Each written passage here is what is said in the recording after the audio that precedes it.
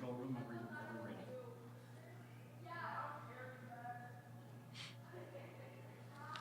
Okay. Ready to go. All right. Thank you guys for being here. And we have with us David Coy, Sariq Nutter. We're going to talk about today's victory over Appalachian State.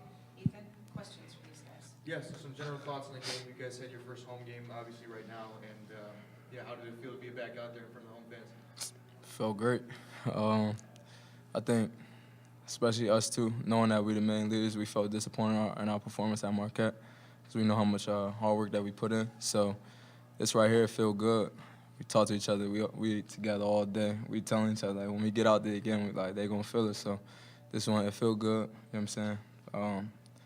For the team, it's just like we've been through a lot already. So getting a win like this, and it was a full team effort. So that's just the best feeling. Me and Dig, we've been here since the summer, waiting for this moment, and we promised each other that we would try not to lose at home, and we always promised each other that we was going to be there for each other. Like you said, wasn't too well about the Marquette performance, so we promised each other that we came together and told each other that we was going to get this done, and that's what we did today. Sir. You guys both played really well today. Along with you two, Phil had double digits as well. Yeah. So what are your thoughts on each other's performances? And I know you guys are good friends too, so it's fun to see.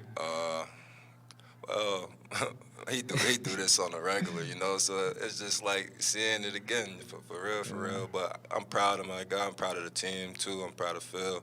I'm proud of everybody, for real. I'm just happy that we got the win, for real. Say same thing. Proud of him, proud of the team. We think the highest of each other, even as a team. Like, we feel like we really could do anything. Like, we really feel that way. So when it happens, it's not like we're not going to get too high or too low because we know we got to turn around on Monday. Yeah, the defense switched. Appalachian switched to a 3-2 towards the second half. Was that something you guys were ready for, or was that just kind of something you guys did at the time? We was ready for it. I think that them coming in a 1-3-1 kind of set kind of threw us off because we usually we usually put one guy at the top, but once they got one, we got to split it in two. So we didn't work on that formation a lot, and I think that tripped us up at first. But at the end of the day, it's basketball, so we just came yo, we're gonna get it done. Shots gonna fall, and really myself, I started to rush it just because I was panicking. I gotta get a shot. I gotta stop that run. But I think everybody slowed down. He came back in the game. We felt good. Ethan Butler stepped up, so him setting screens, getting us open. I think that we stopped that run. Yeah, shout out to Ian Butler. You know, he came in the game, big putback. I think we couldn't score around that time, and he made it happen for us. You know, I mean, the zone, I was prepared for because everybody, you know, number two can't shoot. Right. So I was ready. I wanted to prove to them that I could shoot, and so I knocked one down. Only one today, but there's more work to do. I'll take it. David, you're probably not thinking about it a lot, but you're kind of close to a triple-double. Is that something you ever think about? Nah, I ain't gonna lie, I really don't think about the stats. Okay. After the games, when I'm gonna look at it, I look at the stats, see what I did, okay, from the numbers perspective, but the whole night felt good. So even if I missed every shot and we got the win, I'm cool. If he was the one that got 27, I'm cool. I don't care. As long as we get the win and we feel good, that's what we do it for. Put up 90 points against a quality team. Yeah. That was obviously exciting to see. So what is the key to getting the offense going like that and to getting everyone involved? I'm going to say just trusting each other. We know we can score. We know that. We've seen that in our scrimmage, our close scrimmage. We've seen that in practice. We can score. We just got to defend. But I think from the offense, it's sometimes we know we can score so much that we just try to get it all in one play, knowing that. So it starts with stops, though. It makes it easy. We're transition players. That's what we want to play. We don't want to play in the half court. That's not a secret. So the stops to lead in transition, because we believe if he get downhill anytime, he not selfish. He gonna make a good decision, and we feel that way by everybody from field all the way down the line. And then Tariq, on the other end, defensively, you guys, did an excellent job, especially in the first half there. Yes, you were ma'am. able to get that big lead. So, just how much focus was there on specific defensively for this game? I mean, defense was a big part of the game because, like Dick said, we could score with anybody in the country, and that's what we believe. So defense was really second chance points was really our main focus coming into this game because that's all it really was scoring off of. The half court set, when we matched up well, we was getting the stops. We just had too many second chance points, and I feel like we get that out the way, the game would be much easier. Ethan? Yeah? That's all I got. All right. Thank you. Appreciate y'all. Set up with the shorter ball here.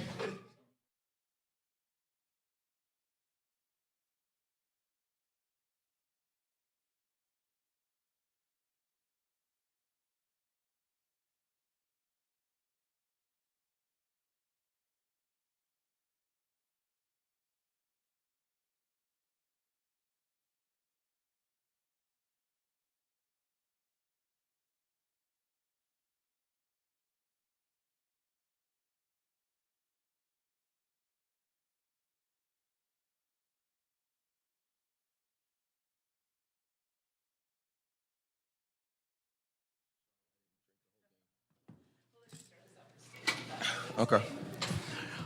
Today was, as I said on the radio, was a program win.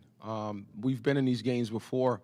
I had to remind Rodney and Andy the Miami of Ohio game, up 20, playing against the zone, and we gave it all away.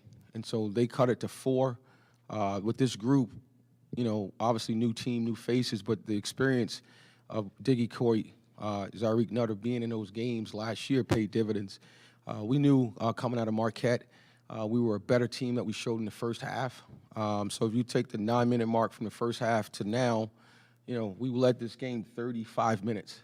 After the 8-2 run by them to start, we led this game. And that's a really, really good program. Went to the NCAA tournament 2 years. They picked second in the league where James Madison beat Michigan State, beat Kent State. So that's a really good win for us. Now, can we hang out hats on that for the next 24 hours? But we got to get back to work. We play on Monday. So this was a big win. I'm happy for the guys. I'm happy for the program. The Convocation Center had energy, and that's huge. That's something that we have to build on for men's and women's basketball. All right, questions? Yeah, Coach, guard play was phenomenal today. We had 3 guys in double digits, and then, of course, Diggy had 27. What are your thoughts on their play and, of course, like the new look that Phil gives to you guys, too? What do you think about him? Well, it was big time because, coming out of the Marquette game, the numbers were reversed. Recat, he was 3 for 11. Diggy was 3 for 11 or 4 for 11. If so was Phil. We did a polar opposite where those guys stepped up and made huge plays to get us off to a good start. But Yannick Niederhauser had another big game, 11 points, 6 rebounds. I thought Ethan Butler had some huge plays down the stretch, offensive tip, layup, dunk. He brought energy off the bench. He's a guy that, obviously is going to extend Xavier in regards to pushing him for playing time, but he also gives us depth. Will Levin Watts didn't really get a good opportunity to play as much because of how the guards were playing. And so we got depth and balance, so it's just a matter of us, coming out, playing the right way.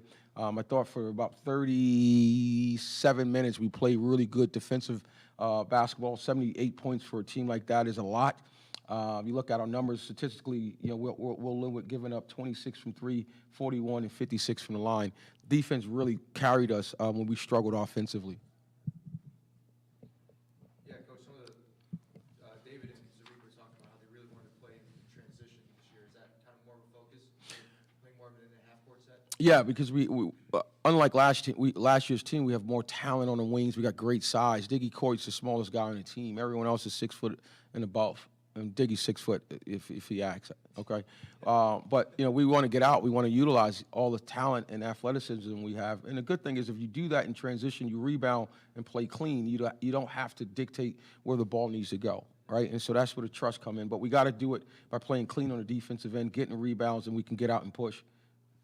And, Coach, like you said, you mentioned they switched into a 3-2, 1-3-1 zone. The players, they mentioned that they were kind of slow to getting into a 2-1-2 set. So was that something that you guys had to just adjust to, or was that something you prepared for? We prepare for it, but it's different. Like, they got great length, 6'7", 6'8" across the front line. So we needed to, and it's not something we play against every day, But we needed to be a little bit more poised, and I told Diggy that when we finally got rhythm playing against it, it started with him, right? Play up with poise, move the ball, get the ball in the sweet spots of the zone, and then we just got to make plays from there. Especially against the zone, you can't draw up and dictate where the ball goes. You just got to make sure that you're in right spots and the right people get it at the right time. Coach, a thought on this event. Sunbelt, next Sunbelt Challenge, bringing good teams here to DeKalb here in November. It's an unbelievable opportunity to play against, obviously an opponent we typically wouldn't unless it was a home-and-home series.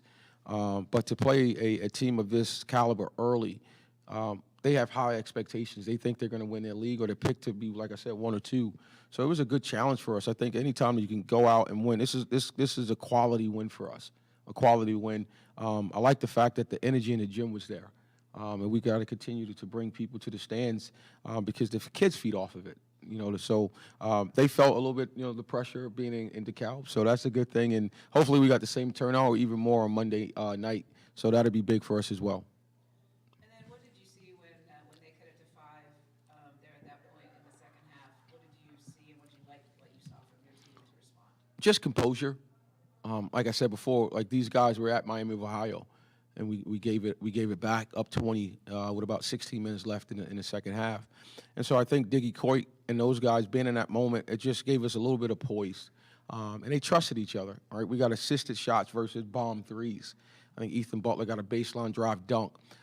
Nutter got a walk-in 3. Phil got a drive, got fouled. So we played the right way when we needed to, and that's important, right? You got to have confidence down the stretch because, we had all the world of pressure on us because we were up the whole game, right? And so it doesn't show in the stat sheet in regards, but it really shows me that these guys are moving in the right direction as far as the trust department, and we got to continue to build on that. Thank you, guys.